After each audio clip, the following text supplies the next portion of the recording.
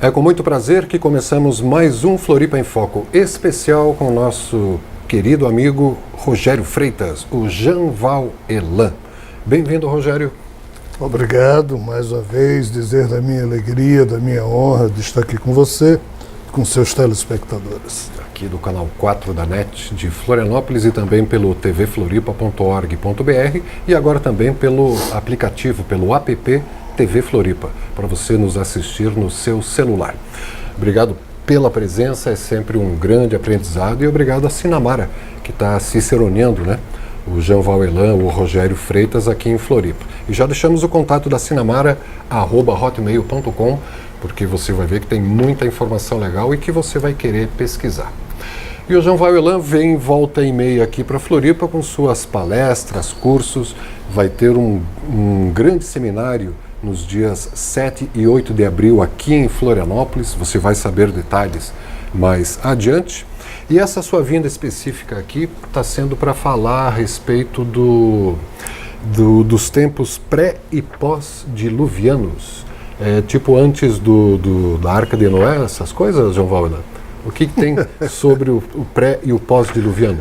Na verdade, a palestra vai ser em torno dos avatares e os tempos pré e pós-diluvianos, né? A ideia é exatamente facilitar o entendimento sobre um período que para nós é obscuro. Nós quem? Nós, seres humanos, o nosso conhecimento, ele não consegue retroagir. Não tem informação, né? Não tem informação disponível. As que existem são mal datadas pela arqueologia e até hoje não se sabe que cidades como Tiahuanaco, Tenochtitlan, Dwarka na Índia, aqueles estranhos alinhamentos que se encontram em vários lugares do mundo, aquilo tudo situa um período em que parece que existiu vida pujante mais de 20 mil anos atrás, né? Mas a gente só chega até 6, 7 mil anos atrás com segurança, né? Hoje, então, assim, essa palestra tem o objetivo de mostrar esses painéis, tá, dos últimos 30 mil anos, situando todo um primeiro contexto que iria até aproximadamente 14, 13 mil anos, que quando houve uma grande devastação na Terra. O dilúvio? Não, ainda não é o dilúvio bíblico. Houve uma grande devastação na Terra, cerca de 13, 14 mil anos, promovido por uma série de... Foi a queda de Atlântida, não é? Nessa época? Ainda não também. Exatamente. Mas assim, a Atlântida é só um dos aspectos na medida do conto de Platão, tá? Mas, na verdade, o professor Charles Hapgood, na época, foi quem melhor definiu. Ele apresentou uma teoria que o próprio Einstein apoiou, de tão lógica que era, ainda que na época a geodinâmica, que é uma das faces da geologia, ainda estava engatinhando, mas que diz que toda a crosta planetária se moveu. Então isso provocou um problema nas placas tectônicas, e a Antártida, que não era no Polo Sul, passou a estar no Polo Sul, e mamutes que antes viviam em climas temperados, de um dia para a noite morreram com a barriga cheia de grama, mas embaixo do gelo.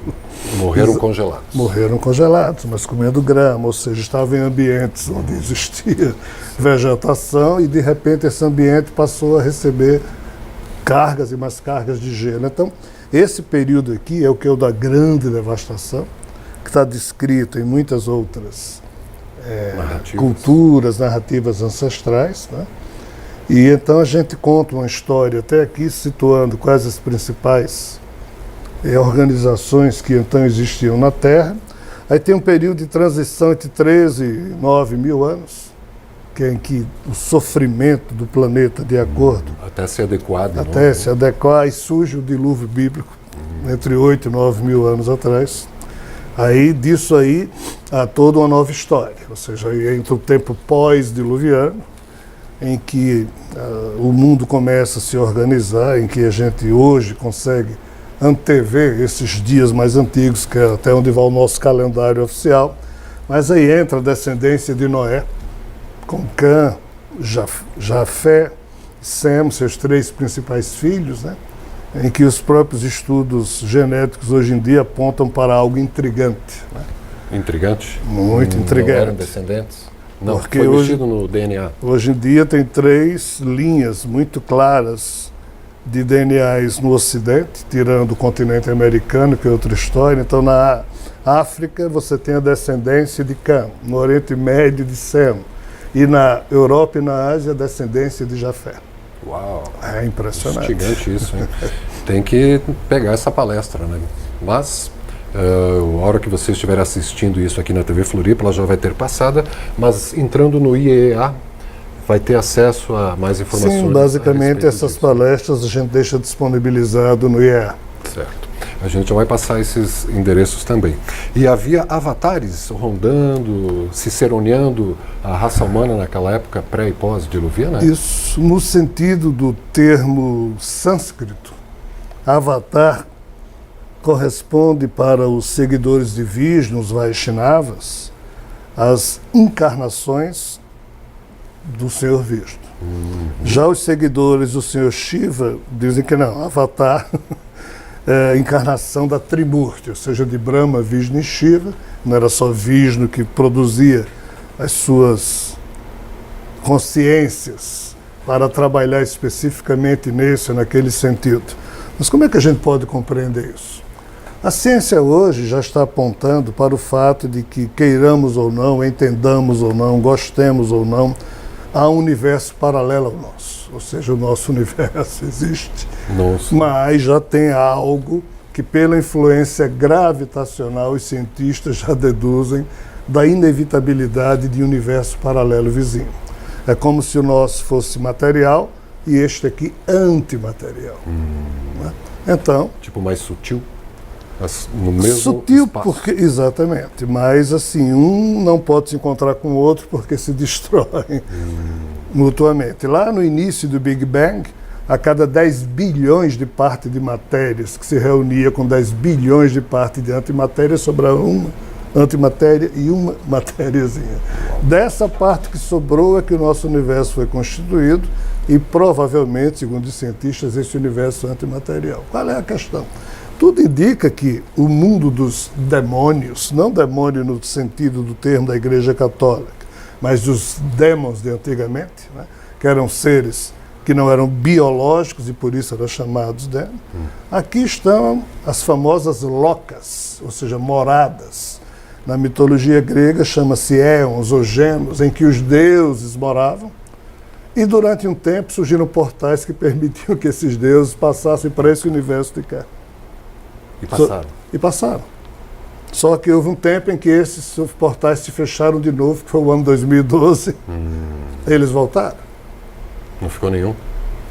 Olha, ficou, mas alocado aí a em maioria foi. A maioria foi, mas qual é o problema? Se isso for verdade, a mitologia que nós entendemos como sendo algo irreal passa a assumir cores de uma possível realidade perturbadora. Então, o que seria avatares? O fato de Brahma, Vishnu e Shiva, na condição adidaiva das suas consciências, terem se tornado prisioneiros desse universo antimaterial e jamais terem podido vir para cá, o que outros fizeram, isso obrigou a que eles criassem emissários deles para virem desse universo paralelo para o nosso. Só que Brahma não conseguia criar porque ele é desalmado. Como ele foi o criador que tornou-se refém da própria obra, ao cair, perdeu a sua condição espiritual ou a feriu, e por isso que apenas holograficamente ele existe como Brahma, o criador caído. Mas Vishnu e Shiva, que não caíram, mergulharam depois na obra indevida de Brahma, então Vishnu e Shiva teriam condições de produzir avatares. Nesse sentido, Jesus seria o último avatar de Vishnu, Sai Baba o último avatar de Shiva via Krishna. Então, avatares seriam encarnações desses seres da Trimurti, que nascendo entre os membros das diversas espécies que foram surgindo, e a espécie humana é somente a última, e por isso Jesus e Sai Baba aqui estiveram e outros para ajudar a humanidade a progredir. A progredir. Nossa, que história bacana, hein? Só abrindo um pequeno parênteses, falando aí do Brahma, Vishnu e Shiva, que é a Trimurti hindu, como o Rogério está colocando aqui. O Brahma é aquele que é o aspecto divino que cria, né, põe coisas no mundo. O Vishnu é aquele que mantém essas criações. E o Shiva é aquele que transmuta, né, que recicla, né, que mata para poder renascer, né? É interessante, aliás, essa visão hindu, né, das características, né, das qualidades do Deus, né? Bem mais amplo do que o monoteísmo aí católico, né? A gente, na hora em que você olha para o passado, nessa primeira parte aí pré-diluviana, não existia o conceito de Deus. Eu colecionei já o estudo algo profundo em torno de 52 mitologias, que eu considero as principais da humanidade. Uau! Em nenhuma delas ninguém fala de Deus. Em todas se falam de deuses. 3 ou 2.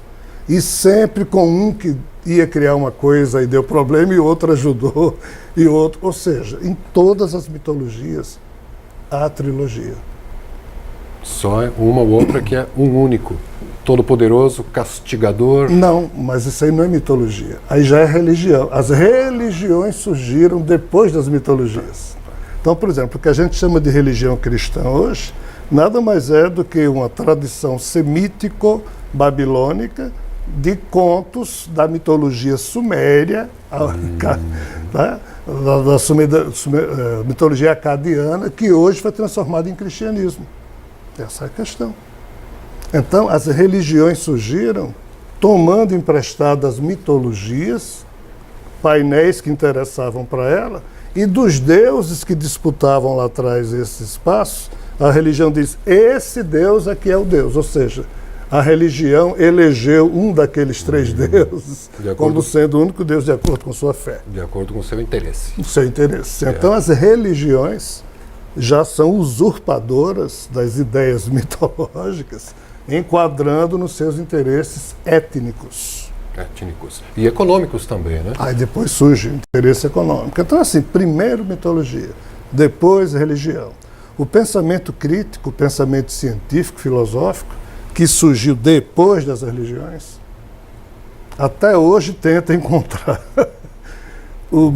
a medida correta para poder olhar para trás e entender tudo isso. E não compreendeu. Taxou de mitologia, ou seja, de coisa irreal, esse passado, diz que o pensamento religioso se sustenta na fé e, portanto, é uma questão de crença íntima, mas não serve como medida da realidade, e a ciência se pretende ser a dona de tudo, da verdade. Da busca, mas quem permanece sendo dona da verdade ainda são as religiões. Qual é o drama? A ciência se pergunta sobre o como as coisas acontecem, não sobre o porquê. A filosofia é quem pergunta o porquê das coisas acontecerem. O que é que a religião diz? Ciência, filosofia, fique tranquilo, nós sabemos o porquê e o como. Então, assim, as religiões é que pretendem dar respostas que a própria filosofia e o método científico ainda não encontraram. E será que vai encontrar? Porque não do jeito penso. Que está... Porque certas coisas da vida estão além do limite do método científico. A própria discussão em torno da consciência, a ciência, a neurociência pretende estabelecer uma fórmula de cérebro humano, entre aspas, igual à consciência. Isso não funciona. A consciência humana é muito mais ampla do que os 86 bilhões de neurônios, todo o código genético, as ligações sinápticas. Isso não é matemática, está além da matemática. Então, na minha opinião, e também com base do que os espíritos orientam, há algo mais além das religiões, da filosofia e do método científico que a gente até hoje descobriu aqui na Terra. E que hoje está... Você está bem? Quer que desligue o ventilador? Não, está tranquilo, está ótimo. Está meio resfriado? Tá. E essas questões todas hoje estão recebendo uma nova luz, né? Uma nova visão. A gente está vendo que esse negócio de ter pastores nos levando pela mão até Deus já não funciona mais, né? Agora está na hora de cada um olhar, descobrir, criar o seu próprio caminho. Não está vendo esse decreto de independência, essa hora de termos uma maturidade espiritual, vamos dizer assim? Não está na hora de abandonar esses valores todos e partir para ampliar essa noção de que consciência se dá só no cérebro? É uma observação muito interessante essa que você fez, porque é muito rica. Se a gente observar a história humana, a raça humana surgiu como se dentro de uma encomenda genética que não funcionou. Foi encomendado, é? É o que parece, na medida em que os deuses se surpreenderam com a própria criação, com o que houve com Eva, né? E depois com a influência dela em Adão. Eles não aceitaram muito bem aquilo, porque Eva mostrou uma sagacidade que nem os próprios deuses tinham, né? Então, houve uma encomenda genética do destino, de um processo aí que a gente aqui não pode analisar, mas surgiram seres, surgiu uma espécie a mais no âmbito da vida cósmica, com um tipo de lucidez que não era esperado. Então alguém disse, uau, perdemos o controle genético. Esses seres humanos agora vão escolher por eles mesmos o que é certo e o que é errado. Nós não temos mais como submetê-los ao antigo sistema em que nós determinamos. Então, assim, vamos ter que convencê-los agora de que o que eles estão fazendo é errado, para que eles colecionem a partir de agora o que é certo e o que é errado com a nossa influência. As religiões surgiram para isso aqui. As religiões surgiram para dominar uma espécie que tinha saído do controle genético. O livre-arbítrio? Isso. Então eles domaram o livre-arbítrio humano a se submeter às religiões, e os deuses continuaram a dizer agora por meio das religiões o que era certo e o que era errado, porque o ser humano não mais tinha obediência cega. O que é que houve? O que houve é que nós superamos um determinismo genético e terminamos caindo num condicionamento por meio da crença religiosa. Já levados por algum dono do rebanho, vamos dizer assim. Exatamente. Então hoje a humanidade caminha tentando, entre aspas, voltar a exercer a sua liberdade mental, a sua liberdade, o seu livre-arbítrio no sentido de perceber o que lhe serve, e penso eu que a maioridade espiritual da Terra, ou da humanidade, reside exatamente nesse momento em que a gente olha para trás, para a religião da nossa preferência, caso você tenha, ou quem não tem, para as religiões, retira o que de bom teve, guarda isso no seu coração, mas daqui para frente, aquela submissão a conceitos absurdos sobre a figura de Deus, aquela submissão a crenças totalmente fora da razão ou da razoabilidade, a dogmas absurdos, isso tudo a humanidade vai começar a trilhar, penso eu, nesse novo momento. Por quê? Porque fora da filosofia não há salvação. Fora da filosofia. Na minha opinião. Cada um olhar para si e ver o que sou, o que estou fazendo aqui, para onde vou. Cada um definir suas cotas de princípio e de propósitos, copiando do que as religiões ensinaram, mas tem uma prática de vida diferente do que as próprias religiões ofertam, porque a hipocrisia, a corrupção chegou em todo lugar.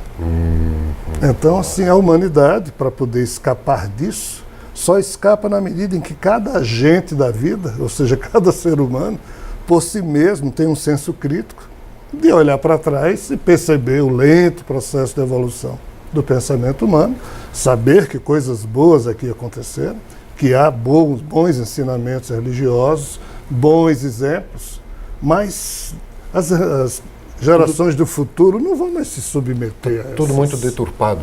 Isso, então tem que ser um novo passo.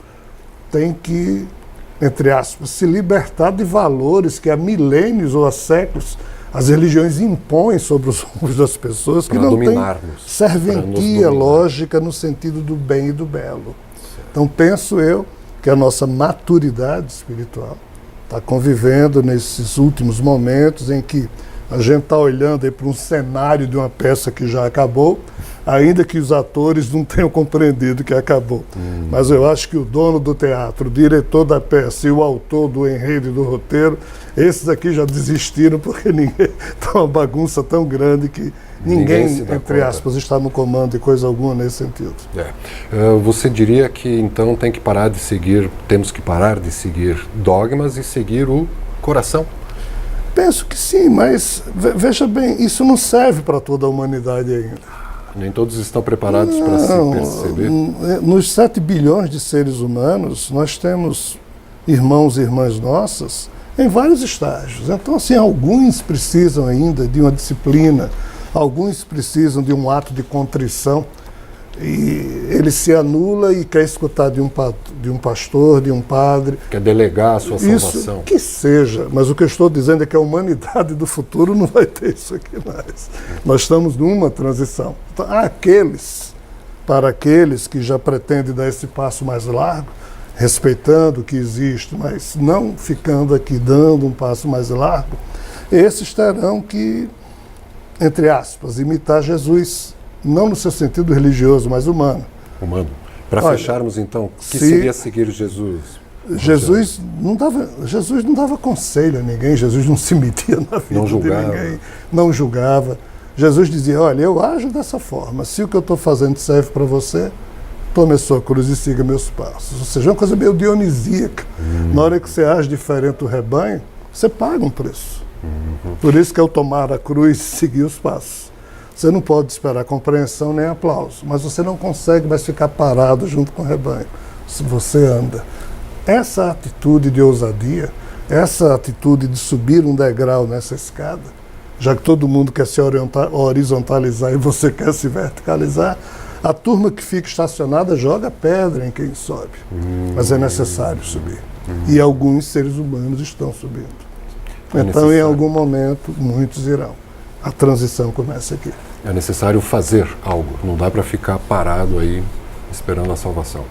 O aspecto normóide que o professor Hermógenes falava, o saudoso professor Hermógenes, que dizia, Deus me livre de ser normal, no sentido de ser normóide, de ser o rebanho que impede o progresso das coisas porque é agarrado a crenças que alguém plantou, semeou lá atrás, que não serve às vezes mais para cá. Né? Então, assim, com todo respeito, voltar-se para Meca, qual o sentido de voltar-se para Meca? Para quem dá sentido a isso, tem todo sentido, mas não se pode exigir que daqui a 30 mil anos, não existe isso. Se o planeta vê um cometa bater na Terra, acabou com tudo, não tem Meca para se voltar. E quer dizer que a fé islâmica, a crença islâmica vai sumir? Eu não estou dizendo isso, mas, ou seja, ninguém precisa voltar para Meca. Isso é só um hábito religioso. Mas na hora que você sacraliza uma coisa comum, você confunde o essencial com o acessório, o eterno com as coisas triviais da vida. Então, isso tudo está confuso em todas as situações, em todas as religiões. Alguns seres humanos já não conseguem mais olhar para isso e vivenciar, aceitar. Então, dá um passo em outras direções. É só isso que eu estou falando. É fazer coisas diferentes, né? Está tudo dado aí. Olha, o nosso tempo, Rogério, agora que estávamos começando a conversar, né, Sinamara? O tempo acabou. Então, resta a gente dar os contatos para você saber mais aqui do que escreve, pensa, traz para nós o Rogério Freitas, sob o pseudônimo de Jean Val Elam. Tem a página jeanvalelam.org, que já direciona para o IEEA, que é o Instituto de Estudos Estratégicos e Alternativos. Né? Essa página direciona para a editora com todos os livros, para todos os institutos, que já tem mais institutos, para a Rádio Atlan, em que nós temos programas 24 horas no ar, e também para a agenda de palestras que está lá disponível. E os contatos para convidar o Rogério para ir palestrar na sua cidade, né? Se tiver agenda, né? Porque semana que vem vai estar em Portugal. Estava comentando que ficou 7 anos indo todo mês para a África palestrar. Todo mês, várias vezes, algumas vezes por ano, exato, durante algum tempo. Que vida boa, hein? Que vida boa, parabéns, hein? Não há mérito nem crédito nisso. São amigos que tem lá na África que fundaram algumas instituições e me convidavam rotineiramente para a gente divulgar esses preâmbulos da revelação cósmica. A revelação cósmica. E você já escreveu mais de 40 livros e agora está preparando o lançamento do Quarto Logos. Acabou de ser lançado essa semana. Opa, saiu do prelo. Saiu do prelo. Essa semana é um livro singular, um pouco forte. Forte.